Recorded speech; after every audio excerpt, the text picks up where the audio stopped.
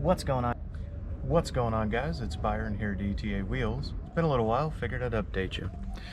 Alright, so check it out.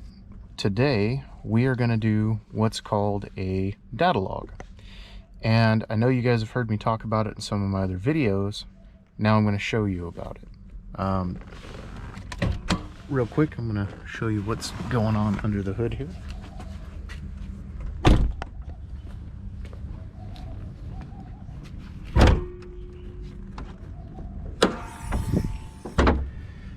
So I've got my 4-inch LS7.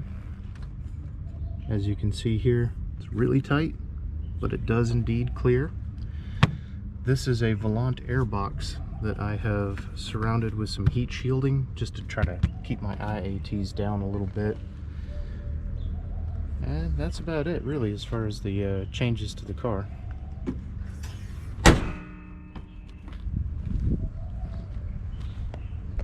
Other than the cosmetic ones. That tint game is awesome, man. And of course, the new carpet and this glorious Alcantara, which I actually like the contrast of the gray with the black. These I'm definitely going to do black. That I'm probably going to do black, and that I'm going to do black, but the rest of it, I think I'm going to leave it. Because it actually, to me, looks pretty good. I like the contrast. Anyway, I'm weird like that. So, let me get you set up overhead here, and then we'll show you what a data log is and what it looks like.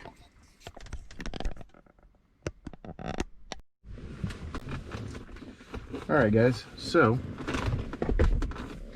for those of you who don't know, use something called HP tuners. There's a couple of other different ones on the market. I use HP tuners MVPI Pro. And you need your handy dandy laptop. So we're going to get this set up now.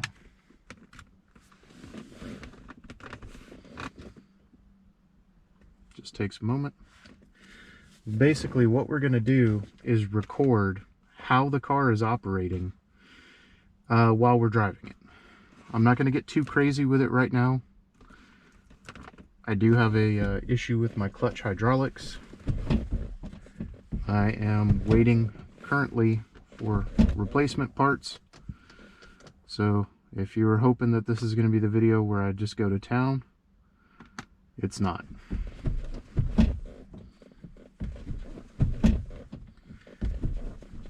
Working my clutch pedal just to build up a little bit of pressure. Okay, so turn the brightness up here for you. If you guys can see that, this is the VCM scanner, which is what you're using to, at least if you have HP tuners, is what you're using to check the data on the car. So now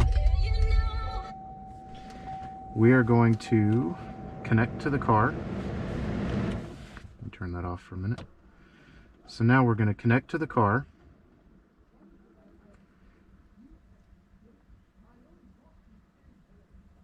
And when that's done, we're going to start scanning.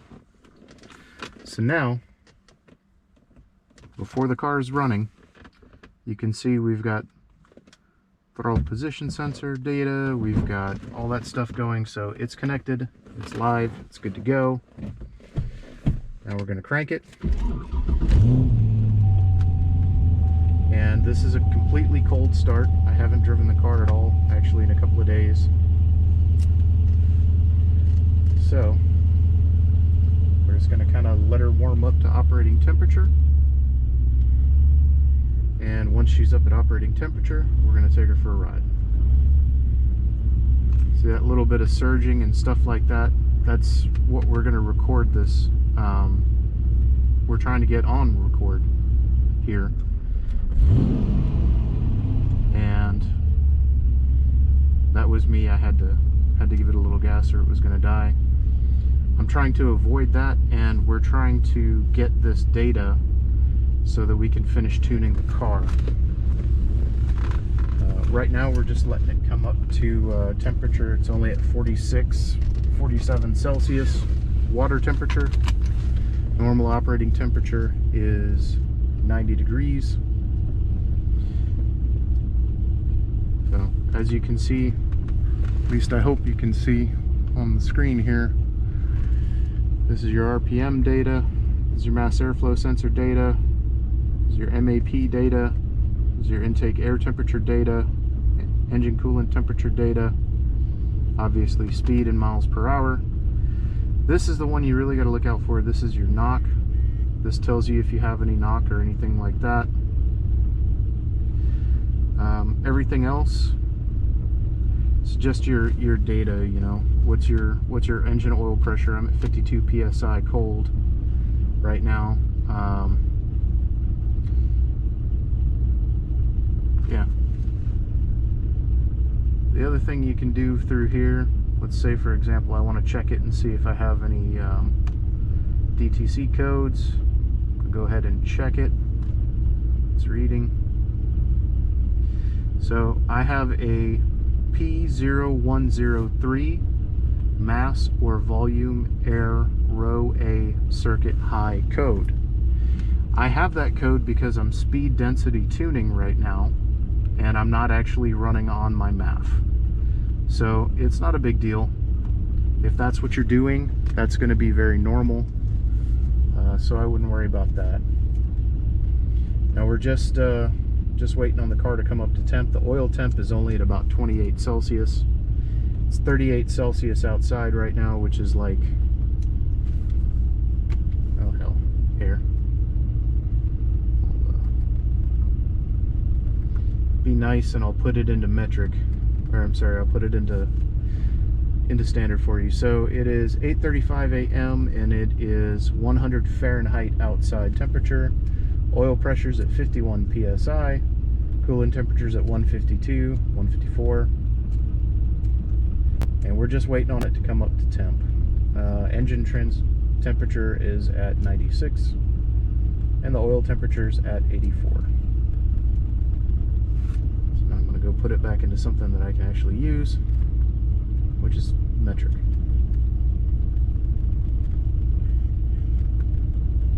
$165,000 miles.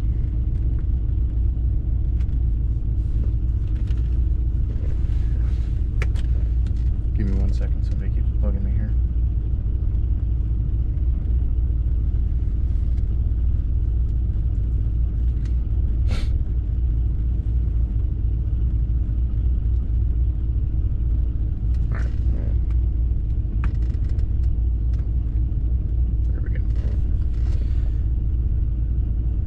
So we're almost up to op temp. I don't really beat on the car until the oil temperature has a chance to go up.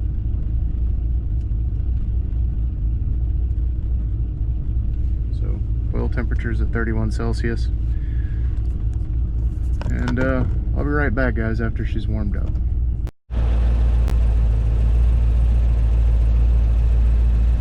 Alright, guys. So, turn down the air conditioning here. So we're all set up now.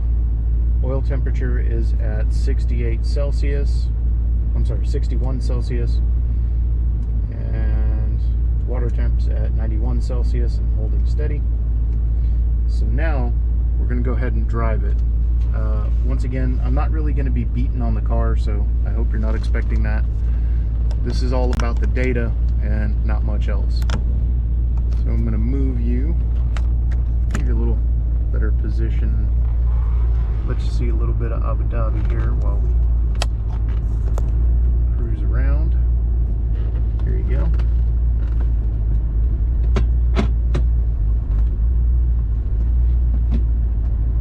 And like I said, because of my hydraulics, I can't really get on it. We'll try to keep the AC low.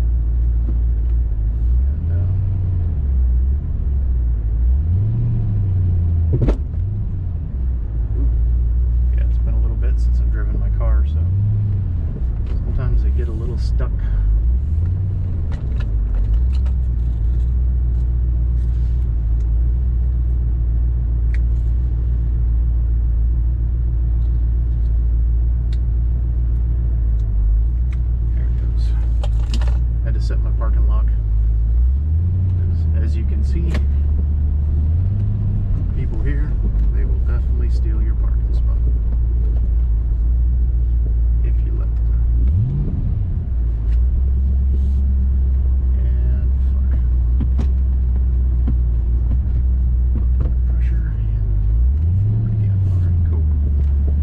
kind of sucks because I have to build pressure. If I have to keep my foot on the clutch pedal for any type of extended time, I've got to build pressure. So it kind of sucks. Pull off over here for just a quick second.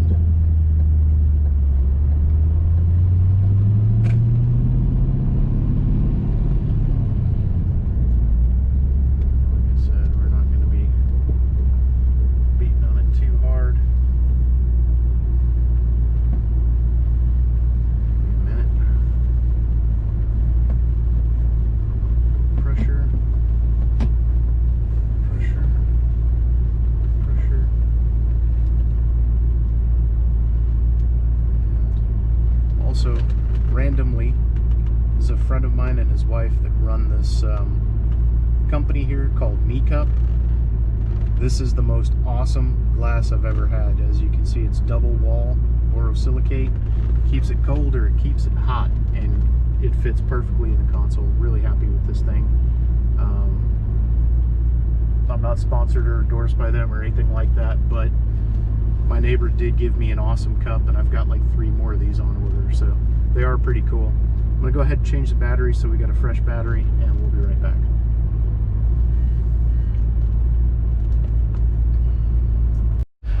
Alright guys, so to walk you through what's gonna happen, we're gonna be doing some controlled accelerations. Nothing too crazy, nothing too major, nothing too wild. We're just gonna bring it up a little bit in each gear. Then we're going to get on the highway, cruise down the highway.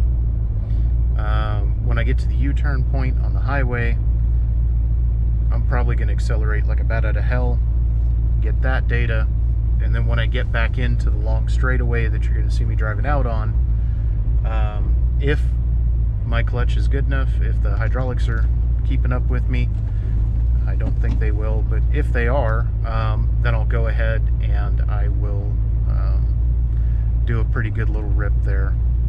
Anyway, I'm going to put you guys on time warp so I don't bore you too bad, but enjoy the scenes of Abu Dhabi.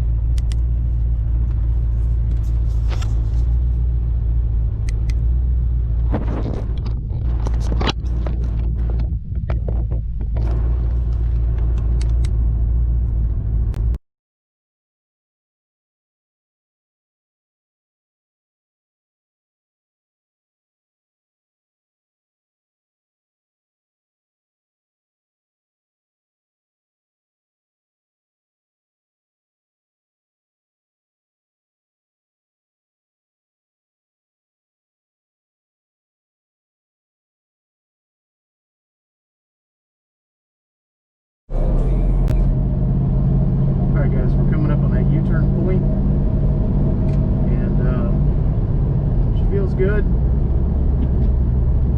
Just making sure I'm building pressure here. But yep, we should be able to get a pretty decent acceleration clip here.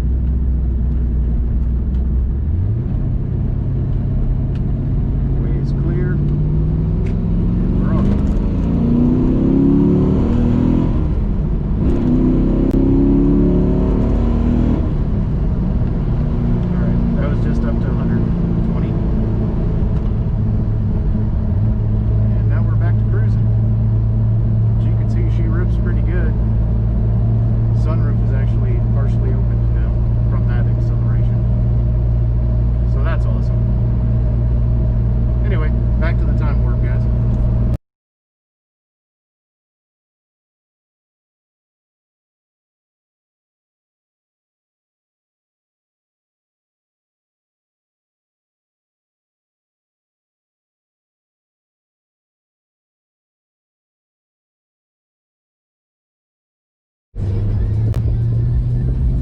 Alright guys, so now we're back in the neighborhood.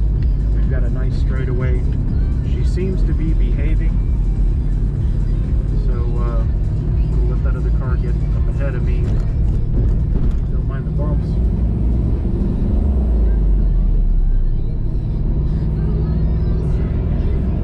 So when I come out of this roundabout, I am going to nail it, see what she does. Not seeing any police. It's a good thing. pressure. Again, this sucks because I'm waiting on my master cylinder to get here, and I'm waiting on a couple of other parts. Shouldn't be too much longer, hopefully, but you never know. So, all right. Get out of first gear.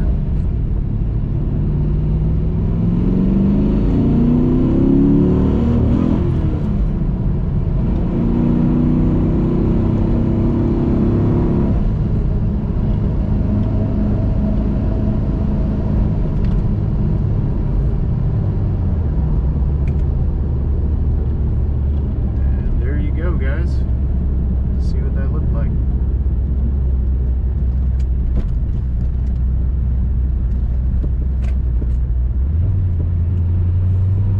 That was just a quick 2 to 3, wasn't anything particularly fancy. Now we're back at the crib.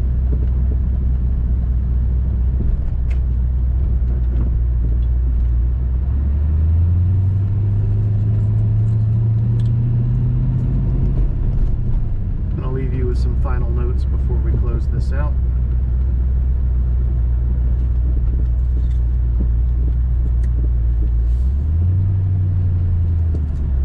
My stupid little remote. Here we go. We got private parking thingies now, so that's kind of cool.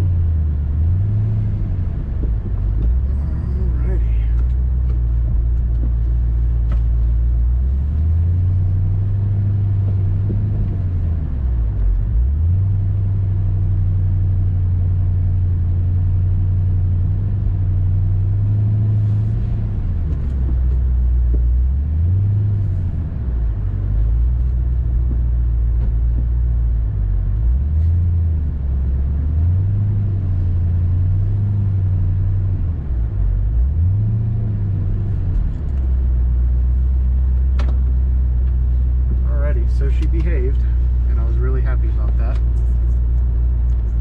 Let me just go ahead and pop you out.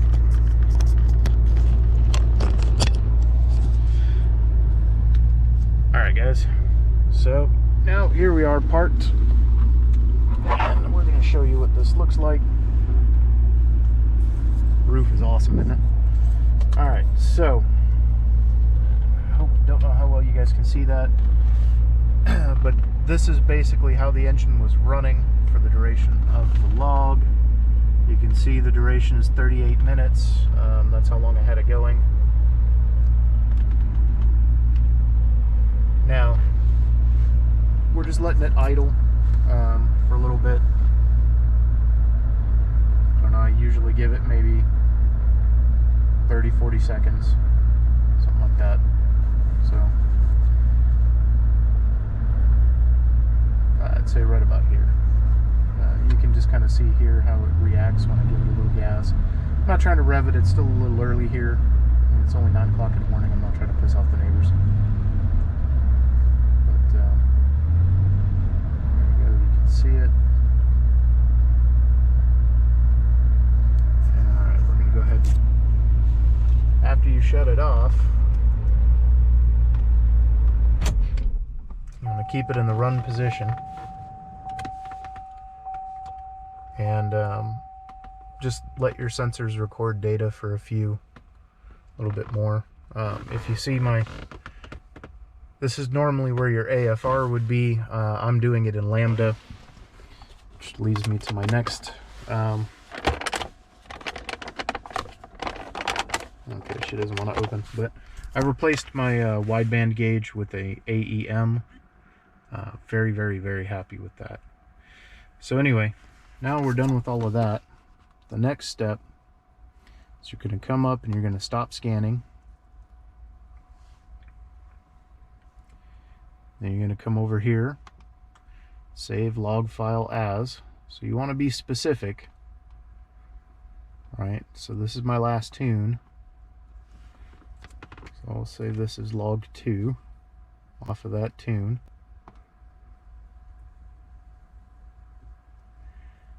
And that's it. That's all she wrote. Now, from this point, you can kind of go back and see, rewind it a little bit, see what it looks like.